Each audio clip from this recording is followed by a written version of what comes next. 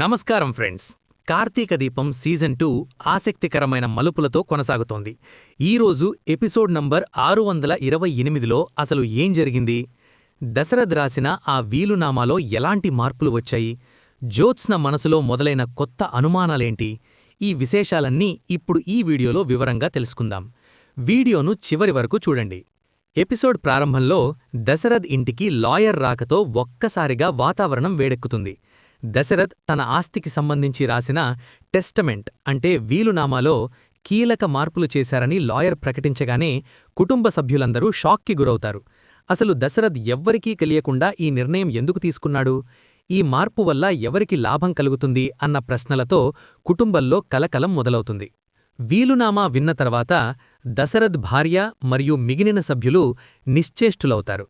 ఇప్పటివరకు ఆస్తి విషయంలో ఒక అంచనాలో ఉన్న జ్యోత్స్న మరియు పారిజాతంలకు ఇది మింగుడు పడకు.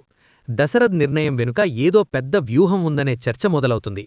ఈ ఆస్తి మార్పులు కార్తీక్ లేదా దీప జీవితాలపై ఎలాంటి ప్రభావం చూపుతాయో అన్న ఉత్కంఠ పెరుగుతుంది. జ్యోత్స్న తన మాటలతో ఇంట్లో ఉన్నవారందర్నీ రెచ్చగొట్టే ప్రయత్నం చేస్తుంది. ముఖ్యంగా కాంచన ప్రవర్తనలో ఏదో తేడా ఉందని, ఆమె దీపకు సపోర్ట్ చేయడానికి వచ్చిందని జ్యోత్స్న ఆరోపిస్తుంది. కార్తీక్ తనను కాదని దీపవైపు మొగ్గు చూపుతున్నాడా అనే భయం జ్యోత్స్న మాటల్లో స్పష్టంగా కనిపిస్తుంది. ఈ క్రమంలో జ్యోత్స్న చేసే కామెంట్స్ ఇంట్లో కొత్త గొడవలకు దారితీస్తాయి. ఈ ఎపిసోడ్ ప్రధానంగా ఆస్తి తగాదాలు మరియు నమ్మకాలు చుట్టూ తిరుగుతుంది.